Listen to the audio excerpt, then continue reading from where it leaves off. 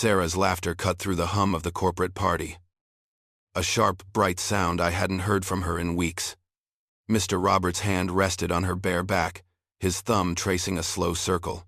My stomach dropped, the whiskey turning sour.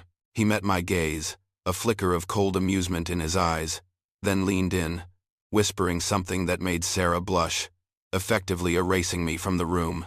The ice in my third whiskey had long melted, a watery ghost against the bottom of the glass. I leaned against a marble pillar, the faint scent of polished stone and expensive cologne clinging to the air. The ballroom thrummed with the kind of forced cheer only found at corporate functions. Everyone was there to be seen, to network, to climb. I watched Sarah across the room, a vibrant red dress clinging to her, a color I hadn't seen her wear in years. She was laughing, her head thrown back, her hand resting lightly on Mr. Roberts' arm. He was the CEO, a man who built his empire on quiet deals and firm handshakes. Now, his other hand, older and a little too familiar, rested on her lower back. It had been 6 months since the accident, a slow-motion slide into a ditch that had left her with a hairline fracture and a new perspective. She'd been different ever since, not quite herself, yet more herself than I had known her to be in years. From the quiet girl who preferred evenings on the porch swing, she had blossomed, drawing attention like a moth to a flame. The belle of every ball, my mother-in-law had called her once, half jokingly, half proudly, and I felt like the shadow she cast, walking 2 paces behind her new, radiant glow. Dan, from accounting, a man whose ambition was as loud as his checkered tie, materialized beside me. "Mark, there you are. Come on, I want to introduce you to some big shots. Mr. Henderson, Miss Albright." His voice was a persistent drone, but my eyes kept drifting back to Sarah. Mr. Robert was leaning in closer now, his silver hair catching the light. Their voices, low and intimate, carried just faintly over the orchestral jazz. Then I caught it, a phrase that cut through the music like a broken glass. "Would be delighted if you'd be my companion for these events." Mr. Roberts' voice, smooth as polished granite. "Your natural grace, Sarah, it's undeniable." Sarah's face was alight, a genuine, unburdened smile. "Oh, Robert. That would be incredible. Robert." She called him Robert. Her eyes sparkled, not with the gentle warmth I knew, but with an almost greedy excitement. My throat felt dry, a sudden desert. I cleared it, a little too loudly. The sound was harsh, out of place in the sophisticated buzz. Sarah's head snapped up, her smile faltered, replaced by a flicker of surprise, then something that looked very much like guilt. Mr. Robert turned, his expression unreadable, a practiced mask. I pushed off the pillar, walking towards them. My shoes felt heavy on the plush carpet. "Mr. Robert," I said, extending my hand, my voice even, though my jaw felt tight. His grip was firm, almost challenging. His eyes, though, were fixed on Sarah. I felt a cold knot in my stomach. "Mark," he acknowledged, his gaze lingering on her for a moment longer than necessary before finally landing on me. "Good to see you." The words were cordial, but the undertone was a dismissal. I didn't let go of his hand immediately. It was a silent assertion, a claim. Then I released him, turning to Sarah. Her smile was back, a little too bright, a little too forced. I took her arm, my fingers closing around her bicep. "Come on," I said, my voice low. "Let's get some air." My grip was firm, guiding her away, through the crowd, past the admiring glances and the half-curious stares. We found ourselves in a quieter hallway, away from the music and the eyes. "What the hell was that?" I hissed, my voice barely above a whisper, but laced with a bitterness I couldn't quite contain. "His hands were all over you." Sarah pulled her arm away, her eyes flashed, defensively. "Don't be dramatic, Mark. It's nothing like that." She straightened her dress, smoothing an imaginary wrinkle. "He offered me a position. A brand ambassador." She paused, her eyes widening slightly, as if she expected me to understand, to be impressed. "A chance to travel, meet important people. It's an incredible opportunity." A brand ambassador. The words hung in the air, hollow. A punch to the gut. I looked at her.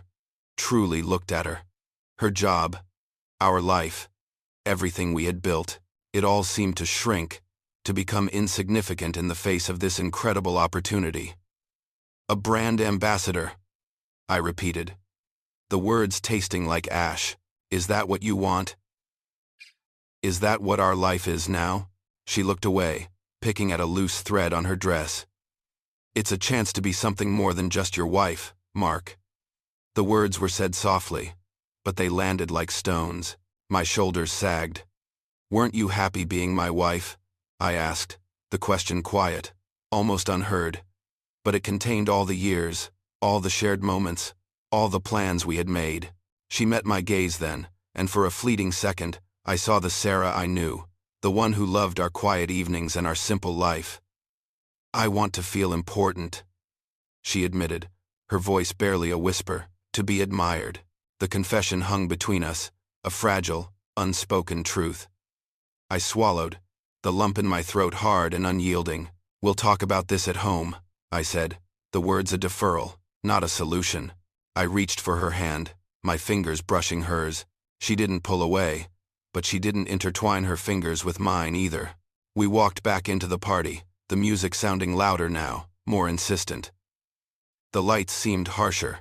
We moved through the crowd, but the space between us felt wider.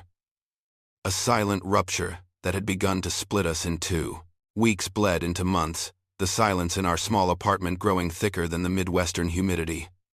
Dinners were quiet affairs, the clinking of forks on plates, the loudest sound. Sarah spent more time out, her explanations vague, clipped. Meetings, she'd say, pulling on a blazer. Networking, as she slid into the driver's seat. The garage door groaned shut behind her, leaving me with the television drone and the knot in my stomach, growing tighter each day. I buried myself in work. The fluorescent lights of the office hummed a more predictable tune than the silence at home. Stacks of invoices, spreadsheets, the scent of old paper and stale coffee became my routine. Staying late became easier than going home to the empty living room, the unanswered questions hanging in the air like dust motes. One Tuesday, I decided to break the pattern. I left work at 4, stopping at the grocery store for a good cut of steak, some fresh asparagus. I thought about a bottle of wine, a pale Pinot she liked. I wanted to surprise her, to cook something nice, to sit down and actually talk, to clear the air that had been so heavy for so long. The apartment was dark when I walked in, the quiet, immediate, and absolute. On the kitchen counter, next to a half-empty coffee mug, was a crumpled note. Out with friends. Don't wait up. The words were brief, dismissive. My shoulders slumped. The steak felt heavy in the plastic bag. I tossed the bag onto the counter, walked to the fridge to grab a beer. My hand reached for the handle, and that's when I saw it, tucked behind a carton of eggs. A garment bag, the kind you'd get from a dry cleaner, but thicker. Opaque. It was an odd place to keep clothes. My fingers, almost on their own, reached for it. I unzipped it. Inside, nestled amongst tissue paper, was a dress. It shimmered even in the dim kitchen light, a cascade of silver sequins. It barely covered anything. A wisp of fabric, low-cut, backless, more like lingerie than evening wear. My stomach dropped. This wasn't a dress for a corporate networking event. This was something else entirely. Sarah was living a whole other life. A secret life I knew nothing about. The beer bottle felt cold against my palm. The front door clicked open. I didn't move. Sarah walked in, looking stunning in a black dress I'd never seen. Sharp lines, cinched waist. Her hair was done, her makeup flawless. She looked like someone else, a woman from a magazine. She stopped dead when she saw me. Then her gaze fell to the silver dress in my hand. Her perfect composure shattered. What is this, Sarah? My voice was tight, a stranger's voice. I held up the dress, letting it dangle, reflecting the kitchen light. Her face went pale, then a furious flush crept up her neck. What are you doing? Going through my things? Her voice was sharp, accusing. It was in the fridge, I said. A bitter laugh escaping me, hollow and humorless. In the fridge. Sarah, what did you expect? She snatched the dress from my hand, crumpling it into the garment bag. It's nothing, she snapped, turning away. Just something for work. Your marketing job requires you to wear. This? I asked, gesturing to the barely there fabric she'd just stuffed away. She turned back, her eyes hard. Things change, Mark. I've been exploring new opportunities. With Mr. Robert, my jaw tightened. New opportunities. How long has this been going on? Her silence was deafening, a thick wall between us. She walked over to the couch, sinking into the cushions, her new black dress rustling. Robert's been introducing me to people, in the fashion world. Real opportunities, Mark. People who see potential in me. Events that require you to dress like this? My voice was rising, my rage finally bubbling to the surface. She waved a dismissive hand. It's fashion, Mark. You wouldn't understand. Her tone was condescending, superior. I understand lying, Sarah. I understand sneaking around, throwing away everything we have for cheap thrills.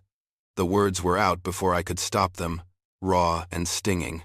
She erupted then, pushing herself up from the couch, her face contorted. Cheap thrills? This is my chance, Mark. My chance to be someone. You just want me to stay the same, stuck in this house, stuck with you. You don't support me. Support you? I scoffed, the sound hollow. You want me to be happy that my wife is parading around half naked, hanging off the arm of some sleazy CEO? Her face twisted with pure rage. Robert is not sleazy. He sees potential in me, Mark. Potential that you clearly don't. My breath caught. The words hung in the air, heavy and final. I looked at her, at the stranger standing in front of me, dressed in clothes I didn't recognize, speaking words I didn't understand. My voice, when it came, was low, controlled, almost a whisper. If that's how you feel, Sarah, maybe you should go stay with your new friend, Robert. Her eyes widened, a sharp intake of breath, a flicker of something that looked like shock. But then it was gone. Replaced by a cold resolve, she turned, walked into the bedroom, and a few minutes later, emerged with a small suitcase. She didn't look at me, didn't say another word. The front door closed behind her, a click, then a hollow slam that echoed through the sudden, deafening silence. The days after Sarah left, blurred into a monochrome haze of anger, hurt, and disbelief. The apartment felt too big, too quiet. The scent of her perfume, a faint, sweet ghost, still lingered in the bedroom. I didn't call her. She didn't call me. The silence was a physical weight, pressing down. I plunged myself into work. The only place where the sharp edges of my reality dulled. I'd stay until the cleaning crew, mostly older women with weary smiles, would sweep around my desk, subtly nudging me toward the exit. The fluorescent hum was a more reliable companion than my own thoughts. A week later, the calendar read, Halloween. Dan, my colleague, caught me at the coffee machine. Mark, man, you look like death warmed over. You coming out tonight? My sister Amy's in town. We're hitting up the Den downtown. Costumes, drinks, you need to get out of your head. Amy, my sister, who knew nothing of the silent implosion of my life. The thought of facing her, pretending everything was fine, was daunting. But the idea of another night staring at the ceiling was worse. Fine, I grunted. I'll go. The Den was a trendy club downtown, all exposed brick and pulsating neon lights. The air was thick with the scent of cheap fog machine smoke, spilled beer, and 100 different perfumes. Music, loud and thudding, vibrated through the floorboards. Dan and Amy, both dressed as generic zombies, found a small table in a dark corner. I ordered a double whiskey, neat, the amber liquid a familiar comfort. I scanned the shifting landscape of costumed faces, superheroes, witches, pop stars. It was a carnival of forgotten identities, a place where people came to pretend. And then, I saw her. On the dance floor, a swirl of bodies moving to the rhythm, was Sarah. She was dressed as a sexy angel, a ridiculous costume that somehow suited her new persona. A white corset pushed her breasts high, the fabric shimmering under the strobes. A flimsy, sequined skirt barely covered her. White feather wings were strapped to her back, already a little rumpled from the dancing. My breath hitched. But it wasn't just Sarah. It was her dance partner that froze the blood in my veins. Mr. Robert, dressed as a devil, complete with a plastic trident and a pair of small, red horns. His hands, too familiar, were on Sarah's hips, pulling her close. They swayed together, a little too intimately, to the heavy beat. Her arms were around his neck, her head thrown back in laughter, a carefree sound that twisted something inside me. The whiskey turned to acid in my stomach. I felt physically ill, a cold sweat breaking out on my forehead. Dan nudged my arm. "You a aight, man? You look like you've seen a ghost." He hadn't seen them yet. I didn't answer. I just downed the rest of my drink, the burning sensation doing little to calm the fire now raging in my chest. I pushed my chair back, the scrape of metal against concrete lost in the din. "I'll be right back," I mumbled to Dan, already moving, shouldering my way through the throng of costumed strangers. Each step was a hammer blow, each beat of the music a taunt. As I got closer, the sight became clearer, sharper. His hands were possessive, her laughter genuine. They were in their own world, oblivious to anyone else. Then, as I broke through the final circle of dancers, Sarah's eyes met mine. Her smile vanished, her eyes widened, first in recognition, then in fear. "Mark!" she gasped, quickly disentangling herself from Mr. Robert. Her hand dropped from his neck as if burned. "What the hell are you doing, Sarah?" My voice was hoarse, barely audible above the club's roar. But the fury in it was unmistakable. Mr. Robert turned, his devil horns askew, a practiced, suave smile on his face. "Mark, my boy," he began, stepping forward, his arm half raised in a placating gesture. "This is just a misunderstanding. Sarah and I were just enjoying ourselves." Misunderstanding. The word struck me like a physical blow. My rage, held in check for weeks, boiled over. I didn't think. I just reacted. My hand shot out, pushing him hard in the chest. He stumbled back, surprised, nearly tripping over his own devil tail. Before I could do anything else, a large hand clamped onto my shoulder. A bouncer, built like a brick wall, his face impassive, was there. "All right, buddy, that's enough," he said, his voice low and firm. He twisted my arm, pulling me away, his grip like iron. I struggled, adrenaline coursing through me. "You lying bitch," I screamed at Sarah, my words distorted by the bass, lost in the noise. "Is this your new opportunity? Is this your fashion world?" Sarah watched, horrified. Tears welled in her eyes, blurring her angel costume, smudging her perfect makeup. But she didn't move. She just stood there, watching as the bouncer dragged me towards the exit, my accusations echoing unheard in the deafening, indifferent club. The cold night air hit me like a slap as the bouncer shoved me out the club's heavy door. The thudding bass faded to a muffled pulse. I walked, aimlessly at first, then with a growing sense of purpose, away from the glittering, indifferent lights of downtown. The anger, hot and visceral inside the club, slowly began to drain, replaced by a crushing emptiness that settled deep in my chest. I remembered Sarah's face as I was dragged away, the mix of fear and shame, a flicker of regret, a brief, unwelcome thought of how I'd handled it, passed through me. It didn't linger. The image of Robert's hand on her hip, her head thrown back in laughter, pushed it aside. I pulled out my phone, my fingers numb with cold and residual adrenaline.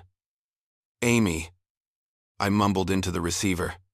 Can you pick me up?" She found me a half-hour later, slumped on a park bench, the streetlights casting long, distorted shadows. She didn't ask questions immediately.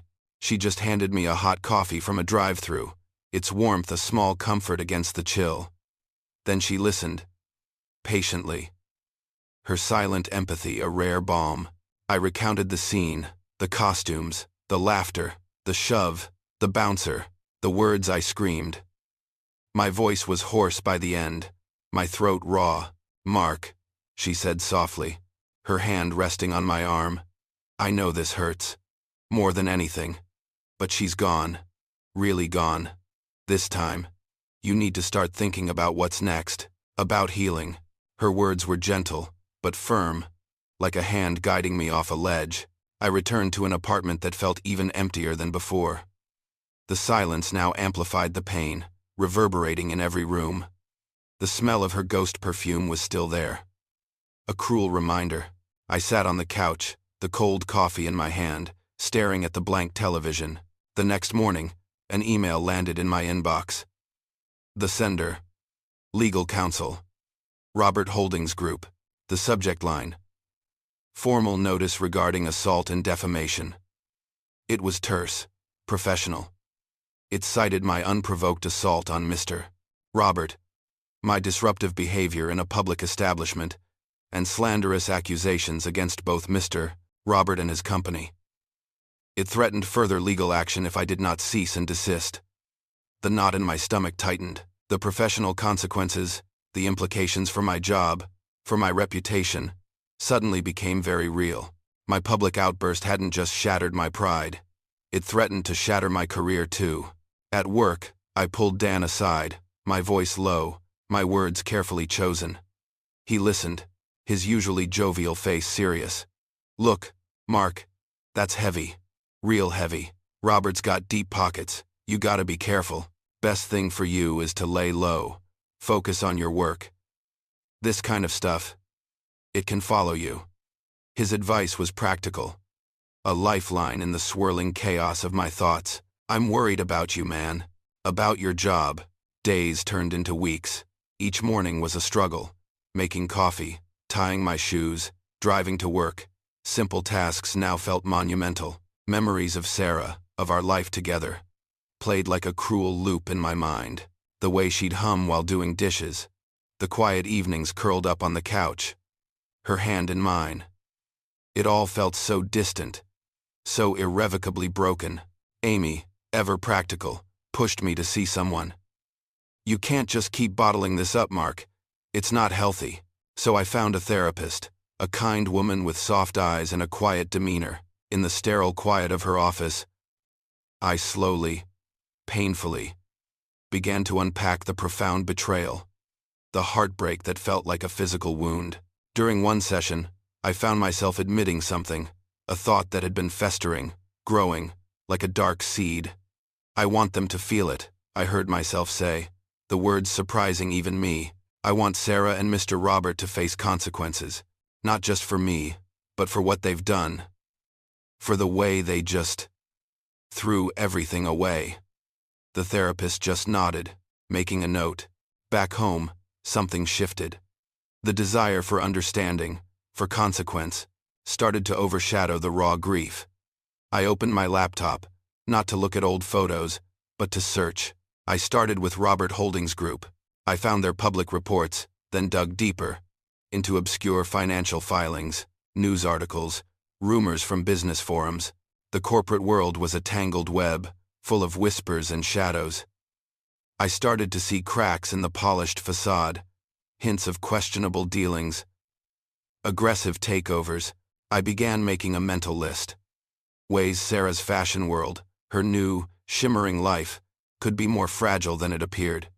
The public eye, the reputation. These were things Mr. Robert valued, things he protected. I grappled with it, the morality of it all. Was this revenge? Or was it justice? Was I just hurting myself more by dwelling on them?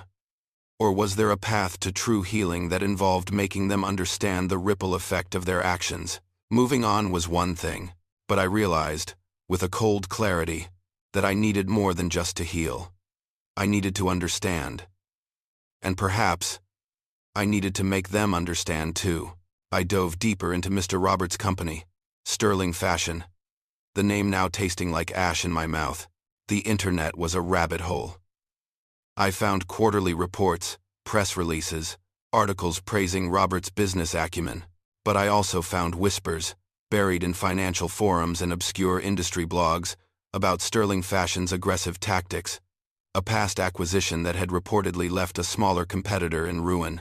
The details were murky, vague, but enough to spark a persistent curiosity. Sarah, meanwhile, was everywhere. Her social media profile, once a quiet collection of vacation photos and glimpses of our life, was now a glossy magazine spread. Glamorous events, fashion shows, charity galas. She was always smiling, always radiant, usually standing just a little too close to Mr. Robert. Her new brand ambassador life, unfolding in public view. Each post was a fresh wound, a reminder of what I'd lost, but also a quiet fuel for a nascent idea of retribution that was beginning to take root in my mind. At work, I started to subtly probe Dan. Heard anything about Sterling Fashion lately? Their numbers seem a little optimistic. Dan, always plugged into the corporate grapevine, leaned back in his chair, picking at a loose thread on his shirt. Sterling? Yeah, well, Robert's always been a shark. You hear things. Used to be a guy. Walter, junior exec, whistleblower type. Tried to make a fuss about some of Robert's creative accounting a few years back. Quietly let go, of course. No severance, I heard. Robert doesn't like loose ends. A whistleblower. The word resonated. Walter. A loose end. I typed the name into my search bar that night, alongside Sterling Fashion and dismissal. It took some digging, but I found him. A LinkedIn profile, then a local news article about a charity event he'd organized. A phone number. Walter was hesitant at first, his voice guarded over the phone. He'd clearly been burned. Look, I don't know what you think you know, but I've moved on. He hurt me, Walter, I said, my voice low, honest. He took my wife, turned her into something I don't recognize, and I think he's doing the same thing to his company. To a lot of people, the shared experience of betrayal, of feeling wronged by the same man, created an unexpected bond. I told him some of my story, enough to let him see the raw edge of my hurt. Something shifted in his tone. He's a predator, Walter finally admitted, his voice hardening. He talked for hours, over several furtive meetings in quiet coffee shops on the edges of town. He revealed a pattern. Inflated numbers, shady contracts with suppliers, the exploitation of emerging talent. Sarah's niche. Precisely. He spoke of new, unproven design lines pushed by a network of brand ambassadors with exaggerated sales projections. He hinted at a specific, vulnerable point in Sterling Fashion's current operations. Their supply chain, something about an overseas manufacturing partner with questionable labor practices and even more questionable certifications.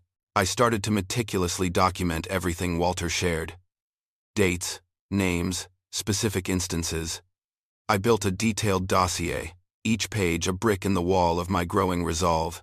The cold realism of the facts laid bare a stark truth. Exposing Mr. Robert would not only shatter his empire but also undermine Sarah's new, glamorous career. The life she was so desperately building, the admiration she craved, would crumble with him. The ethical implications gnawed at me. Was I destroying her dreams? Was this too far? But then I'd recall her face at the club, her hand in his, her easy laugh. The anger would resurface, a cold tide, and the justification would follow. She chose this path. She chose him. She made her bed. It was a struggle I wrestled with in the quiet hours of the night. Amy noticed the change in me. The new intensity. The way my eyes seemed to be always calculating. Mark, she warned, one evening, over a silent dinner. Don't let bitterness consume you. It'll eat you alive. It's not bitterness, I countered, the words firm. It's justice. He's corrupt, Amy. And he hurts people. I'm just making sure everyone sees it. I rationalized it as bringing truth to a corrupt system, not just personal revenge. It felt cleaner that way, more defensible. I finalized my plan. It was multi-pronged, designed to hit Mr. Robert where it hurt most. His reputation and his wallet. A whisper here, a document leaked there. The supply chain vulnerability was the key. The weak link. It wouldn't be explosive like my outburst at the club. It would be quiet, surgical, and devastating. The first thread was pulled gently. I assembled a curated selection of Walter's information, vague references to supply chain irregularities, whispers of unfair contracts with smaller designers, all carefully anonymized. I sent it via an encrypted email to Industry Watch, a mid-tier fashion blog known for its aggressive, albeit sometimes speculative, investigative reporting. A few days later, the headline appeared, "Whispers of unethical practices haunt sterling fashion." It was cautious, framed as questions, but the seeds of doubt were sown. It hinted at questionable sourcing and aggressive talent acquisition. The article caused a quiet stir in the online fashion communities. I watched Sarah's social media. Her posts, once effortlessly glamorous, now carried a subtle undertone of defensiveness. Her smiles, perfectly posed, seemed a little more forced, her captions a little too upbeat. She appeared at another gala, arm in arm with Mr. Robert, a defiant sparkle in her eyes, but the underlying strain was visible to me. Mr. Robert himself, in the few public appearances I saw, maintained his usual polished confidence, but a slight tremor in his hand as he adjusted his cuff, a fleeting tension around his jaw, spoke volumes to my now hyper-aware gaze. The man was feeling the heat, even if just a little. The second package of information, more detailed, less speculative, went to a larger financial news outlet. It included veiled references to inflated sales figures for certain fashion lines, and a particular pattern in their quarterly reports that suggested creative accounting. The article hit like a small tremor. Sterling fashion. All that glitters not gold? The stock took a minor dip, a few percentage points, enough to raise questions from investors on financial forums. The comments sections on Sarah's perfectly curated social media posts, once full of praise, now began to carry a different tone. Is she just a trophy, accomplice, or naive? The public image she had so carefully constructed was slowly beginning to fray around the edges. I felt a grim satisfaction, a cold, hard knot of triumph. But beneath it, a pang of something else. Regret, maybe. Seeing her public image unravel, knowing I was the one pulling the threads, wasn't as clean as I'd imagined. It felt messy, complicated. Mr. Robert held a quick press conference, the kind designed to reassure. He stood at a podium, flanked by nervous-looking executives. "These are baseless rumors," he declared, his voice smooth, his expression unyielding. He even managed to weave Sarah into his defense, praising her talent and integrity as a valued member of the Sterling family. It was a calculated move, an attempt to use her new, bright image to deflect the growing shadows. But I knew this was just the beginning. I had more damning evidence. Walter had given me the specifics. A detailed account of Mr. Robert's shady personal investments, intertwined with company funds, laundered through shell corporations overseas. It wasn't just unethical, it was illegal.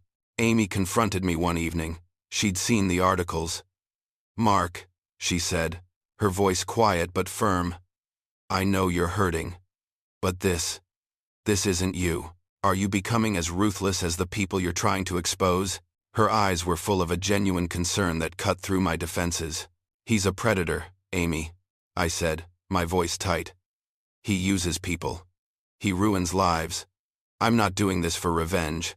I'm doing this to expose him. To bring justice." My words felt hollow even to my own ears, a thin veneer over the deeper, darker motivation. But I believed them, or at least, I needed to. I sat at my kitchen table, the laptop screen casting a cold glow on my face. On the screen was the final piece of the puzzle, the detailed report of Mr. Roberts' illegal financial dealings. This was the nuclear option. This would not just dip stock or raise questions. This would be irreversible. Not just for Mr. Robert, but for Sarah too. His fall would drag her down, irrevocably linked as she was to his name, his company, his fashion world. I knew, deep down, that there was no going back after this. The final set of documents, the most damning of all, went out with a cold click of the mouse. This wasn't about unethical practices anymore. This was about fraud, about Mr. Roberts' personal funds siphoned from company coffers, about illegal offshore accounts Walter had painstakingly detailed. I sent it to every major financial news network, every business journalist I could find, with a note hinting at concrete evidence of a CEO's deep-seated corruption. The explosion was immediate. Sterling Fashion's stock plummeted, dropping like a stone. It wasn't a dip. It was a freefall. The headlines screamed. Sterling Fashion CEO.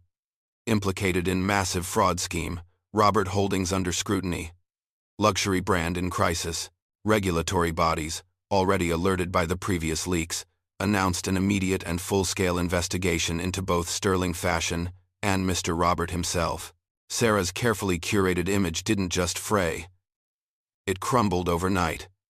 Brands that had eagerly partnered with her, now, in a panic, distanced themselves.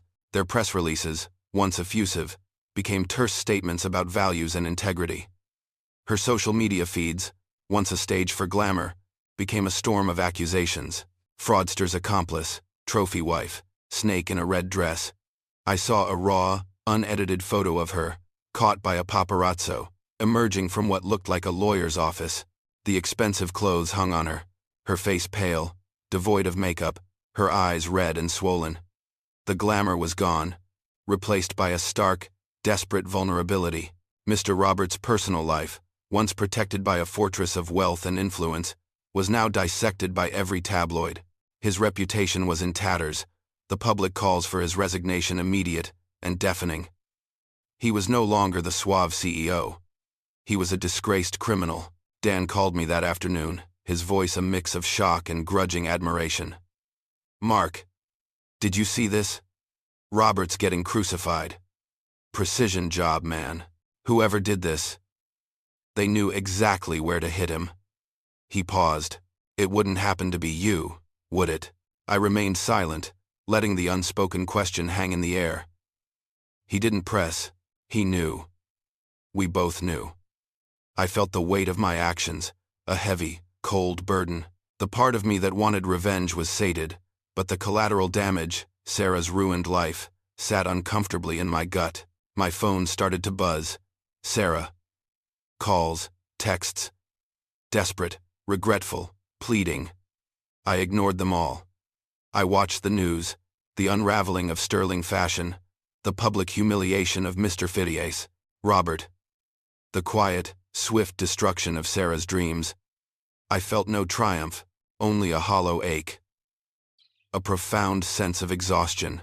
Mr. Robert was forced to resign, a public humiliation that dominated every news cycle. Sterling Fashion, once a titan, faced massive restructuring, layoffs, and a desperate struggle for survival. Sarah, as expected, lost all her endorsements. Her brand ambassador contract was terminated. Her new career, the one she'd chosen over me, was completely derailed. Weeks passed. The news cycles moved on. But the wreckage remained. I was at the grocery store, pushing a cart through the cereal aisle, when a hand touched my arm. I turned. It was Sarah. Her hair was pulled back carelessly, no makeup, dressed in old jeans and a faded sweatshirt. Her eyes were red-rimmed, haunted, but filled with a fierce, broken energy. Tears streamed down her face, leaving trails on her pale cheeks. She looked like the ghost of the woman I had loved. "You did this, didn't you?" Her voice was barely a whisper, broken, raw, laced with unspeakable pain. "You destroyed everything." I looked into her eyes, the familiar blue now clouded with despair. I searched for triumph, for satisfaction, for anything that would justify the cold, calculating path I had walked, but there was nothing, only that hollow ache, that profound, quiet emptiness. I simply nodded. Sarah, stripped of her glamorous new life, moved back into the apartment.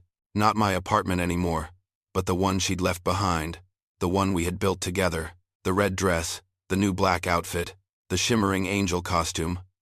All of it was gone, replaced by the ghost of quiet evenings and unspoken resentments. She tried to pick up the pieces, I heard through mutual acquaintances, but the fashion world had slammed its doors shut. She was branded, At best, a naive fool. At worst, an accomplice. No one wanted to touch her. I watched from a distance. A casual glance at social media, a whispered word from someone at work.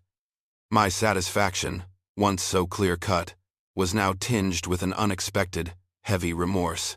The hollow ache remained. Then came the news.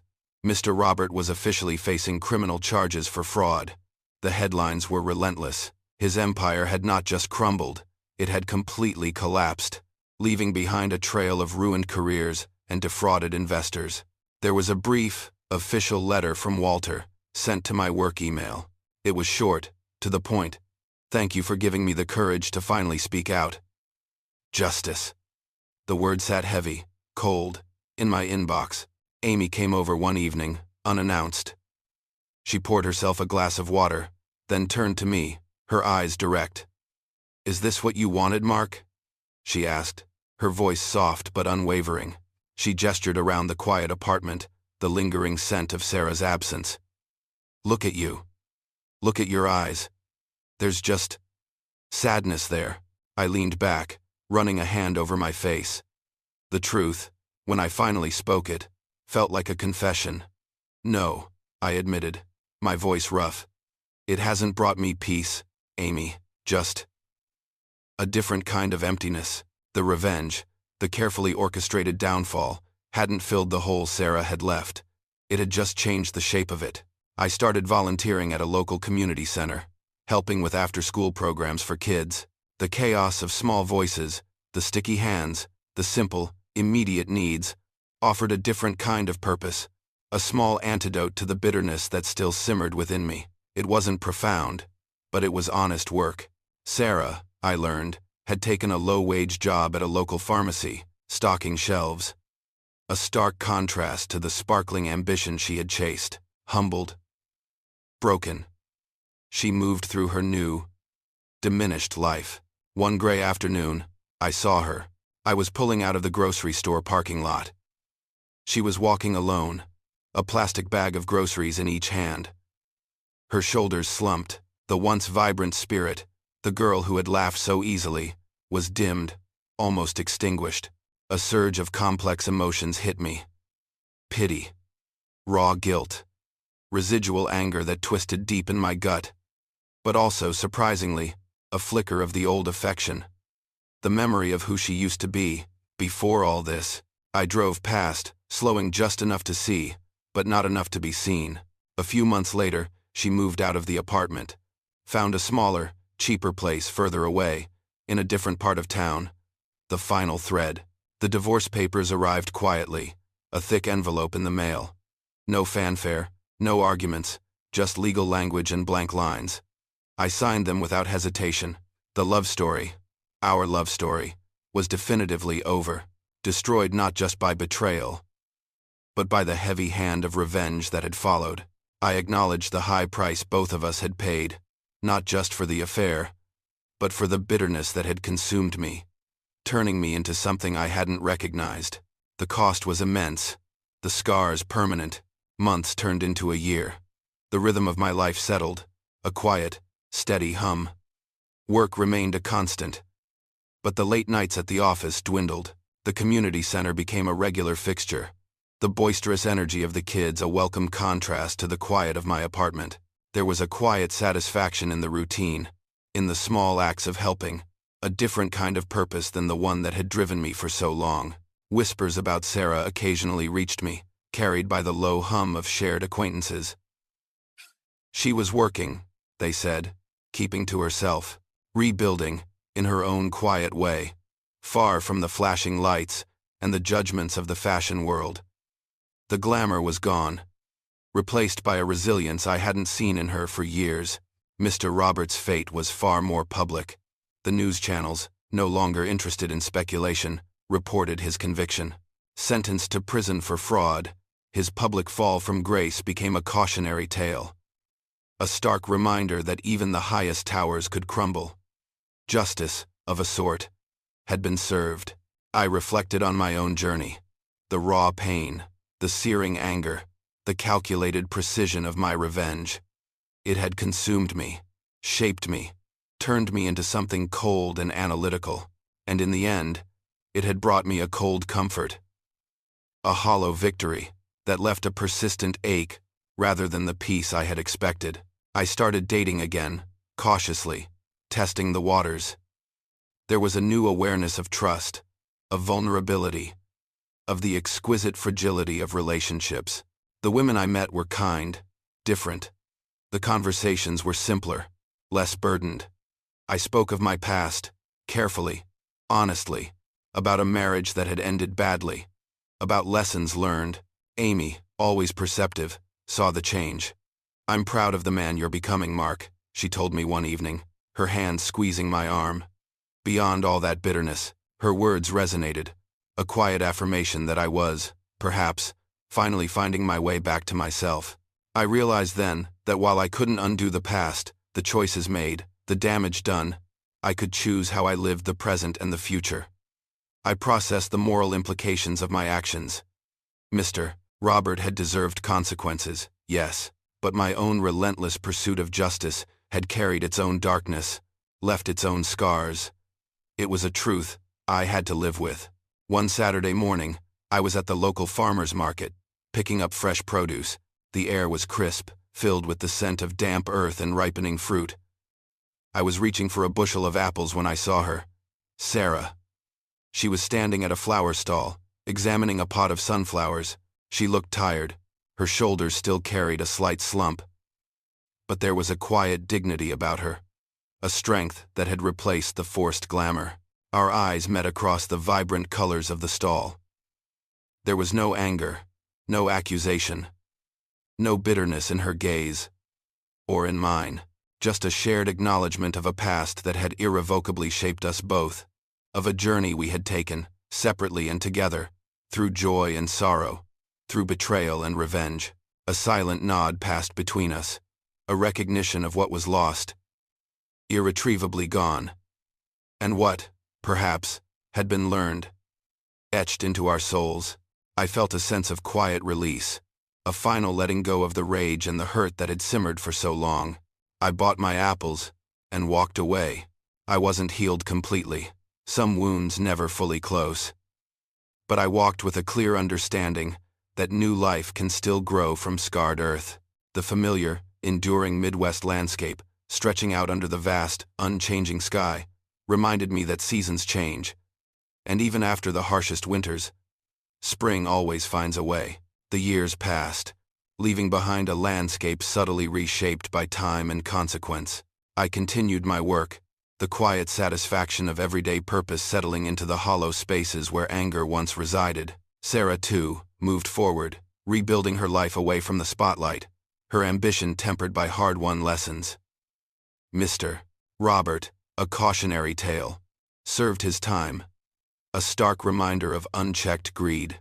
The revenge, meticulously executed, had achieved its goal, yet it hadn't brought the triumphant peace I'd once imagined.